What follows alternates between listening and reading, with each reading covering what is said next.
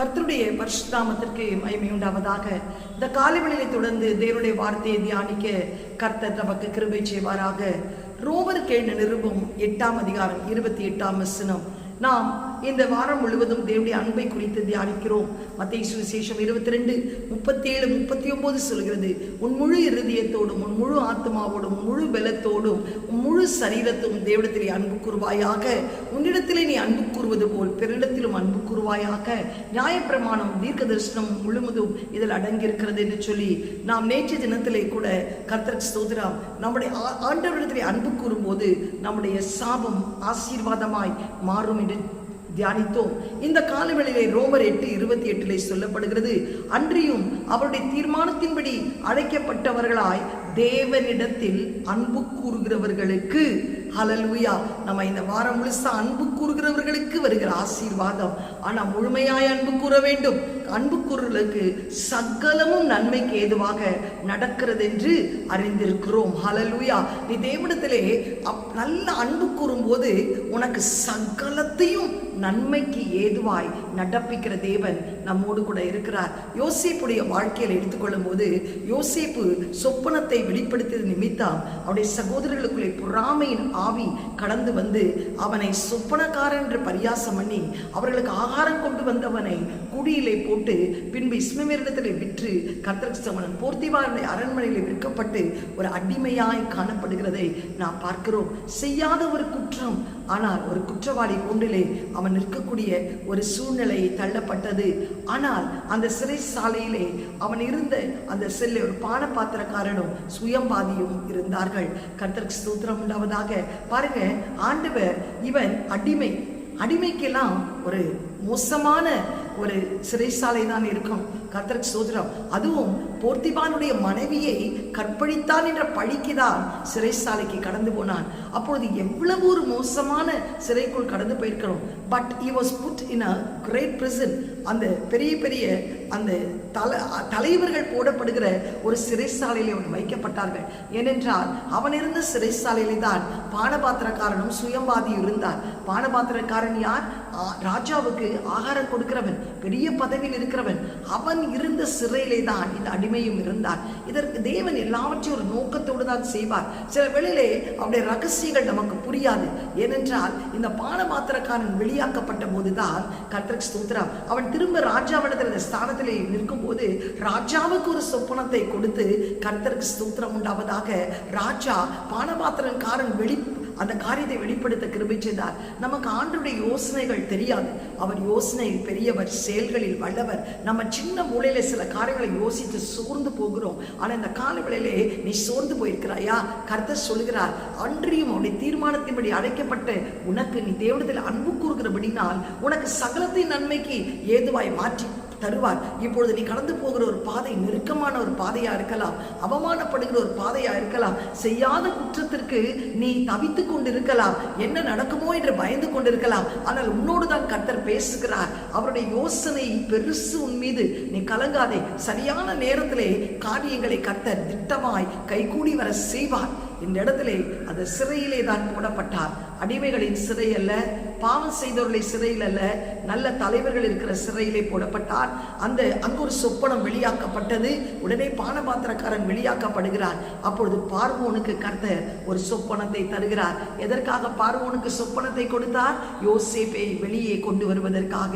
அப்பொழுது பார்வோன் தன் ஊழியக்காரனை நோக்கி, தேவாவி பெற்ற இந்த மனுஷனை போல் வேறொருவன் உண்டோ என்றான். பின்பு பார்வோன் யோசேப்பை நோக்கி, தேவன் இவை எல்லாவற்றையும் உனக்கு வெளிப்படுத்தியிருக்கிறபடியினால் உன்னை போல விவேகம் ஞானம் உள்ளவன் வேறொருவனும் இல்லை.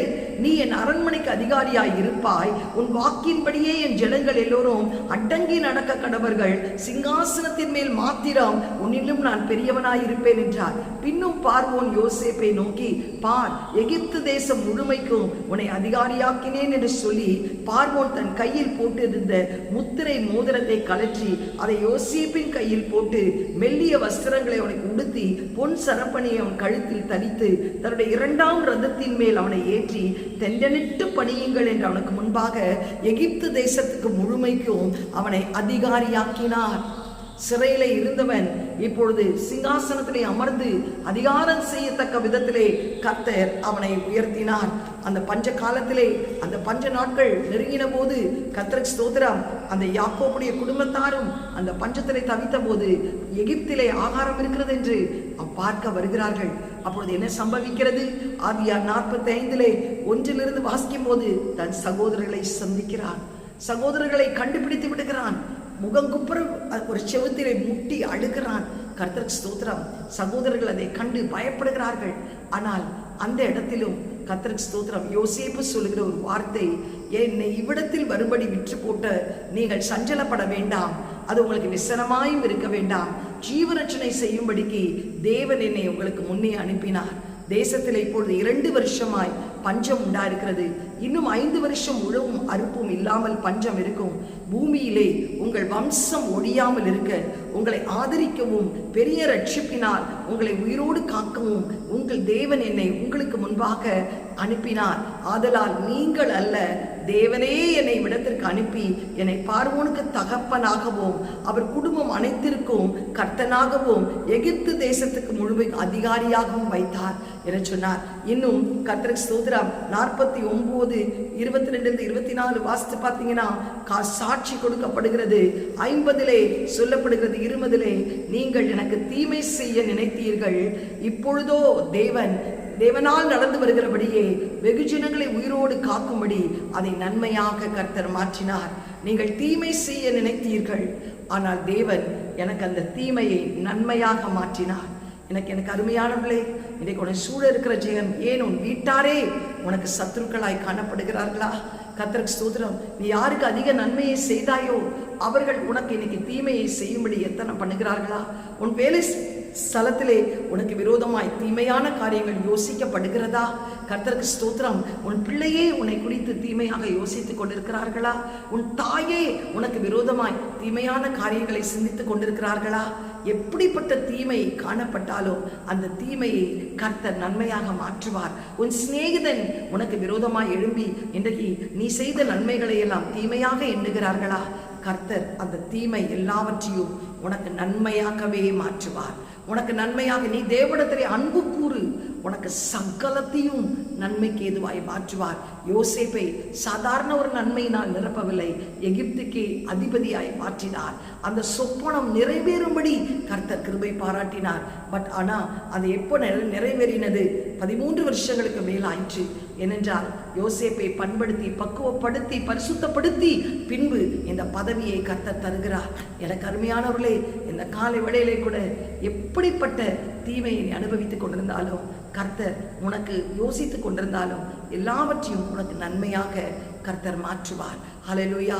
அப்போஸ்தலனாகிய யோவானுடைய சாட்சியை நாம் கேட்கும்போது கூட யோவான் நன்மைதான் செய்தார், ஆண்டவருடைய நாமத்தை தான் பிரகடனப்படுத்தினார், சொல்லிக் கொண்டிருந்தார். ஆனால் ரோம சாம்ராஜ்யம் அவன் மேல் கோபப்பட்டு அவரை எண்ணெய் கொப்புரையிலே தூக்கி கொண்டு வந்து போட்டார்கள். 7 முறை அந்த அக்னியை அந்த எண்ணெயை சூடாக்கினார்கள். எண்ணெய் கொந்தளித்து கொண்டிருந்தது. யோவானை இழுத்து கொண்டு வந்து அந்த எண்ணெய் கொப்புரையிலே போட்டார்கள். கர்த்தருக்கு ஸ்தோத்திரம். யோவான் என்ன தீமை செய்தார்? நன்மை அல்லவா செய்து கொண்டிருந்தார். ஆனால் ஏன் அதை தேவன் அனுமதிக்க வேண்டும் என்று பல கேள்விகள் நமக்கு வரும். எல்லாரும் ஆர்ப்பரித்துக் கொண்டிருந்தார்கள். ஆனால் அந்த யோவானை தூக்கி அந்த சூடாக்கப்பட்ட எண்ணெய் கொப்பரையில போட்ட மாத்திரம் எண்ணெய் குளிர்ந்த தண்ணீராய் அப்படியே மாறிவிட்டது. யோவான் எழும்பி நின்று பிரசங்கம் பண்ணினார். ரோம சாம்ராஜ்யத்தின் தலைவன் இன்னும் கடுங்கோபம் கொண்டு அந்த கொப்புரையிலிருந்து யோவானை இழுத்து கொண்டு போய் பத்மோ தீவிலே சுண்ணாம்பு காட்டிலே கொண்டு போய் இழுத்து தள்ளினார். அங்கு மறித்து விடுவான், சுண்ணாம்பிலே அவன் வெந்து சாமான் என்று சொல்லி அவனை தூக்கி எறிந்தார். ஆனால் சம்பவித்தது என்ன தெரியுமா? தீமை செய்ய நினைத்தார்கள், அந்த தீமையை நன்மையாய் மாற்றினார். செத்தவரை போல் அந்த பத்மோ தீவிலே யோவான் படுத்து கிடந்தார். ஆனால் பரலோகம் திறக்கப்பட்டது. 7 குத்து விளக்குகள் மத்தியிலே தேவன் அசைவாடுகிறதை தரிசித்தான்.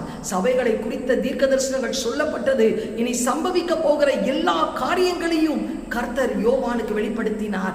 தானியேல் புஸ்தகங்களை சொல்லப்பட்ட மறைப்பொருள்கள் வெளிப்படுத்தின விசேஷத்திலே எழுதப்பட்டிருக்கிறது. எனக்கு அருமையானவர்களே, கர்த்தருக்கு ஸ்தோத்திரம். யோவானுக்கு அது வெளிப்படுத்தாத இருந்திருந்தால் இன்றைக்கு என்ன நடக்க போகிறது என்று நமக்கு அறியாமல் இருந்திருக்கும்.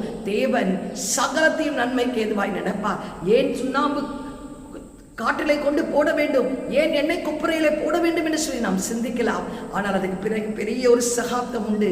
தேவன் எப்பொழுது தீமை செய்கிறவர்ல அவர் நல்லவர், அவர் நன்மையே நமக்கு செய்வார். நீ போகிற பாதை உனக்கு ஒரு வேளை சூழ்நிலை உனக்கு ஒரு வேளை சங்கடமாக இருக்கலாம்.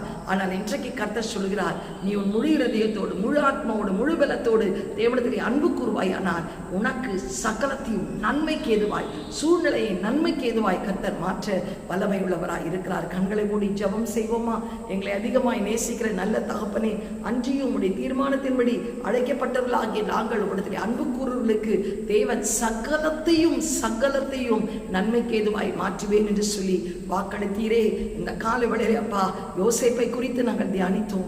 யோசேப்பு ஆண்டவரே, எத்தனை தீமைகள், வீட்டாரை சத்துருக்கள், கடந்து போன இடத்திலே அப்பா அவமானங்கள், செய்யாத குற்றத்திற்கு குற்றவாளி கூண்டிலே தள்ளப்பட்ட ஒரு சூழ்நிலை, சிறைசாலை அனுபவங்கள், பட் எல்லாவற்றுக்கும் மேலாக ஆண்டவரே எகிப்துக்கு அதிபதியாய் உயர்த்தினீரே.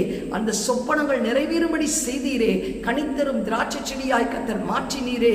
வில் வீரர்கள் எழும்பின போது கூட, மனமடி உண்டாக்கின போது கூட யோசேப்பின் வில் உறுதியாய் இருக்கும்படி செய்தீரே அப்பா. ஆண்டவரே, எந்த சூழ்நிலையிலும் யோவான் ஆண்டவரை எண்ணெய் குப்பரையிலே போடப்பட்ட போதும், சுண்ணாம்பு தீவிலே தள்ளப்பட்ட போதும் ஆண்டவரே அதற்கு பின்னால் ஒரு நன்மையான காரியம் இருந்ததை ஜனங்கள் யோசிக்காமல் இருந்திருக்கலாம். ஆனால் இன்றைக்கு அந்த பாதையிலே அவர் கடந்து போகாமல் இருந்திருந்தால் வெளிப்படுத்தின விசேஷம் எங்களுக்கு கிடைத்திருக்காதப்பா. ஆண்டவரை, நீ எல்லாவற்றையும் நாங்கள் எத்தனை கஷ்டமான பாதைகளிலே கடந்து போனாலும் அந்த பாதை எங்களுக்கு நன்மையை மட்டுமே தரும். அவமானம் நன்மையை மட்டுமே தரும், தலைக்குனிவு நன்மையை மட்டுமே தரும், வேதனை நன்மையை மட்டுமே தரும் என்பதை நாங்கள் விசுவாசிக்கிறோம் அப்பா. உம்மிடத்திலே அன்பு கூற எங்களுக்கு கிருபை செய்யும். இயேசுவின் மூலம் நல்ல பிதாவே, ஆமென். God bless you. Have a blessed day. Amen.